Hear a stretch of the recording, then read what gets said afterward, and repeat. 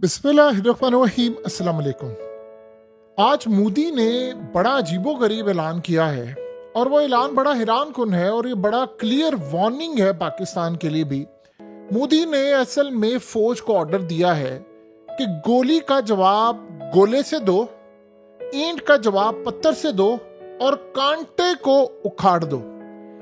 अब ये तो चले बात समझ आ रही है कि गोली का जवाब गोले से, ईंट का जवाब पत्थर से, कांटे को उखाड़ने की बात जो हुई है ये असल बात है। ये क्या है आगे चलकर बात करते हैं, लेकिन एक बड़ी राफेल के रिलेटेड एक स्टोरी एक जर्नलिस्ट आसिफ ने बड़ी जबरदस्त ब्रेक की है और उसमें जो चीजें सामने आई हैं वो बड़ी इंटरेस्टिंग है। देखिए, आप सबको पता है कि जिस दिन पाकिस्तान ने राफेल तैयारे गिराए थे तो इंडिया के अंदर जो सहाफ़ी थे उन्होंने सबसे पहले जो मकबूजा कश्मीर वाले सहाफ़ी वहाँ पर उन्होंने बताया कि यहाँ पर तैयारा गिरा और उन्होंने मनाजिर भी जारी किए, बहुत सारी चीज़ें भी की।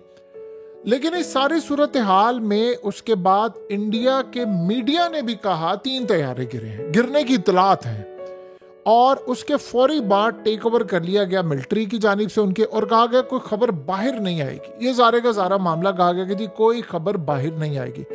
अब सिनेरियो ये बनता है कि इस सारे मामले के बाद अचानक क्या होता है। अब वो आसिफ बताते हैं कि स्टोरी बड़ी इंटरेस्टिंग हुई है कि पाकिस्तान की जानिब से एक शख्स ने सहाफ़ी बनकर, जो इंटरनेशनल सहाफ़ी बनकर किसी इदारे का, कॉल की एक इंडियन ऑफिसर को, उस शख्स को जिसके पास फुटेज थी, जिसने वहां पर ये फुटेज बनाई थी राफेल तैयारे गिरने की और बहुत सारी चीजों की।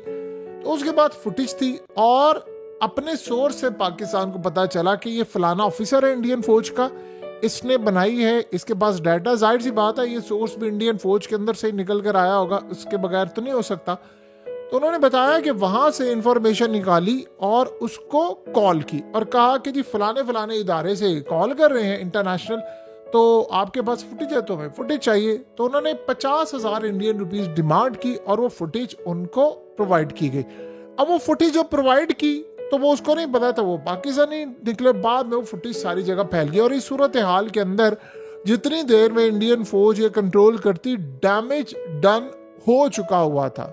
यानी क्लियरली फिर पूरी दुनिया ने देख लिया कि मलबे उठाए जा रहे हैं, चीजें उठाई जा रही हैं, ये सारी की सारी सूरत हाल सामने आई। अब आप ये देखें कि ये जब सारे का सारा मामला आया है सामने, तो उसके बाद बड़ी इंटरेस्टिंग डेवलपमेंट हो रही है।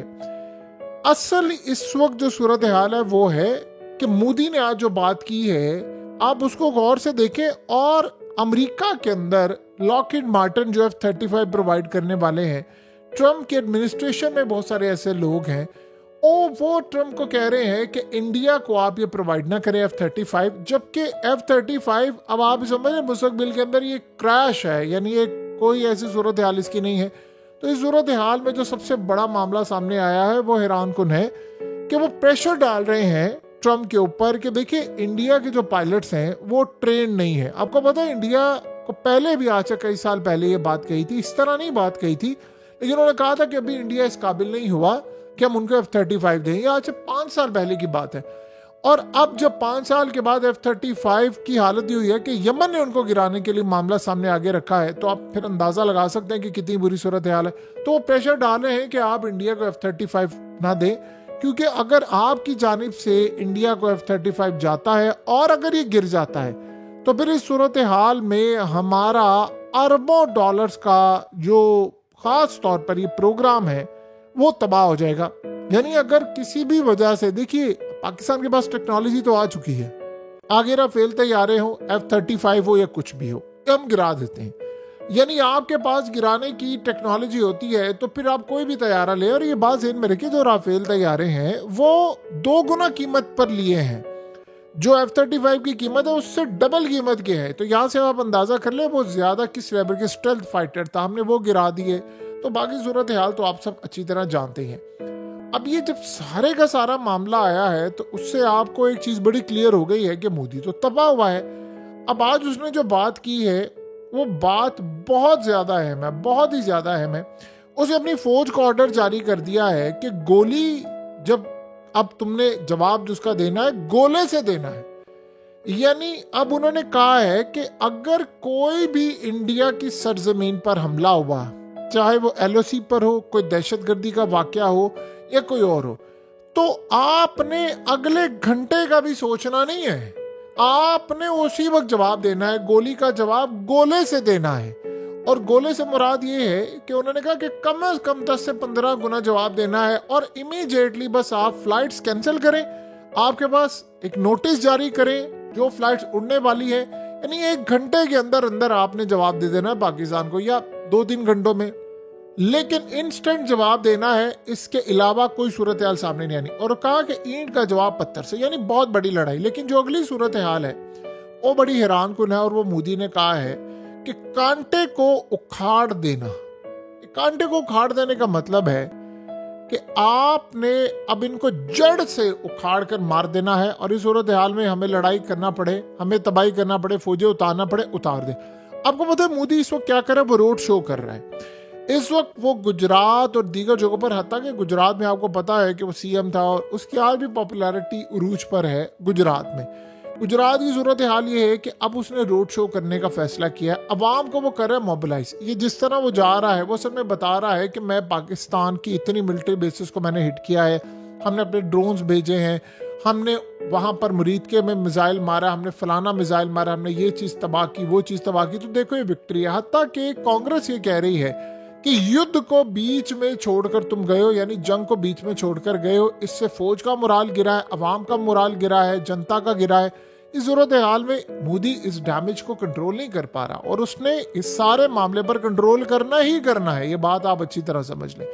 यानी इस सारे मामले में कंट्रोल करने के लिए उसके पास एक ही रास्ता है, वो है अटैक करना, हमला करना। तो वो ये काम करने के लिए जा रहा है। बहरहाल इस सारी सूरत हाल में एक बात तो तय हो गई है कि ये लड़ाई अब उन्होंने करनी है, और अब मोदी कर ये रहा है कि एक तो उसने फौज का ऑर्डर जारी कर दिया है कि अब गोले से जवाब देना जितनी जल्दी हो सके। एक तो ये मामला है। दूसरा मामला ये है कि वो तैयारी के मराहिल में है कि उन्होंने पाकिस्तान के खिलाफ एक बहुत बड़ा इकदाम करना है, और इंटरनेशनल सतह पर जो डेलीगेशन भेजे थे वो सपोर्ट हासिल करने के लिए अब वो असल में अगले लेवल पर काम करे। और देखिए जिस तरह मामला ये हुआ है, फ्रांस का डेलीगेशन जो आया है इंडिया के अंदर, और उस डेलीगेशन से उन्होंने बातचीत की। जाहिर सी बात है मलबा इंस्पेक्ट करने के लिए आए हैं, बहुत सारी चीज़ें हैं, उनकी आर्म फोर्सेस के लोग हैं, उनके एक्सपर्ट्स हैं, फोरेंसिक लोग हैं, सारे लोग आए हैं। और मोदी उनसे कह रहा है कि हम आपसे तैयारी खरीद रहे हैं, आप हमें बताएं कि कहाँ पर फॉल्ट आया है, कहाँ इशू आया है, ताकि हम पाकिस्तान से जब लड़ाई करें तो अगली दफ़ा हम इसका काउंटर करें। अब फ्रांस इस पर काम करेगा। अब जाहिर सी बात है वो कोशिश करेंगे कि क्या मामला होता है क्या नहीं होता। लेकिन एक बात तय है कि अब मोदी ने जैसे कल भी जवाब दिया कि पाकिस्तानियों को कहा कि रोटी खाओ नहीं तो मेरी गोली तो है ही है। यानी ये कभी भी कोई प्राइम मिनिस्टर इस तरह की गुफ्तगू करता ही नहीं है। जंग में भी आप नहीं करते। यानी आप सोचे ना, अवाम से आपका क्या ताल्लुक है? रोटी खाओ नहीं तो गोली तो मेरी है ही है। यानी जो कर रहे हो तो चुप करके करते रहो, वरना सीधी सीधी गोली है। अब इस सूरत हाल में वो पाकिस्तान के खिलाफ ये जो इतने इकदाम कर रहा है, उसने असल में तैयारी करनी। देखिए वहाँ क्या तैयारी हो रही है कि हमने पाकिस्तान पर ड्रोन्स मारे, ड्रोन्स गए, और वहाँ पर जाकर हमने देखा उनकी वीकनेस क्या है, हम अगली दफ़ा मिसाइल मारेंगे, हम अगली दफ़ा कहाँ पर हिट कर सकते हैं। देखिए इस दफ़ा उन्होंने जो काम किया है, अगली दफ़ा उनकी स्ट्रेटजी बिल्कुल अलग होगी। ये बात आप ज़हन में रखिएगा। एक साथ वो ड्रोन्स मारेंगे, एक साथ वो मिसाइल मारेंगे, एक साथ वो अटैक करेंगे। वो शॉक में चले गए थे जब उन्होंने अटैक किया था, वो शॉक में गए थे, और वो शॉक में बुरी तरह गए थे। वो किस तरह शॉक में चले गए थे कि पाकिस्तान ने राफेल तैयारे गिराए। अगर उस वक्त पाकिस्तान ये तैयारे ना गिराता तो आप ज़हन में रखिएगा कि आज सूरत हाल बिल्कुल अलग होती, आज मामलात बिल्कुल अलग होते।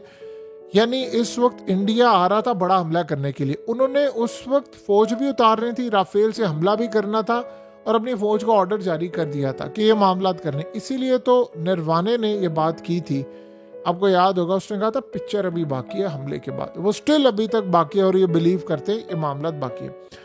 लिहाजा इस सारी सूरत हाल के अंदर एक बात आप अच्छी तरह समझ लें कि इस वक्त हालात जो भी हों, अगली दफ़ा वो मज़ीद पॉलिसी बनाएंगे, और वो बिलीव करते हैं कि अगर हम ड्रोन से अटैक कर सकते हैं, अगर हम मिसाइलों से अटैक कर सकते हैं, तो ये हमारे लिए ज़्यादा बेहतर है एज़ कम्पेयर टू कि हम राफेल किसी भी सूरत इस्तेमाल करें, वो तब इस्तेमाल करेंगे जब उनको इस बात की श्योरिटी होगी कि टेक्नोलॉजी का इस्तेमाल नहीं किया जाएगा, रेडार सिस्टम जाम नहीं किया जाएगा। और ये भी पॉसिबिलिटी है कि अगली दफ़ा वो कोई वन वे मिशन के लिए भेजें कि भाई जाओ और बस हो सकता है तुम्हारी वापसी ना, कोई हमला करके आओ। इस तरह की सूरत हाल वो कोशिश करेंगे। बहरहाल आने वाले वक्त के अंदर उन्होंने तैयारी पूरी की है। उनके साथ जो हुआ है वो उनके लिए भी बड़ा मसला है, लेकिन जंग से वो रुके हैं ये नहीं हो सकता। ये आप जेहन में रख लें, वो रुके नहीं है, पॉज किया है और वो पॉज कहते हैं हम खत्म करेंगे।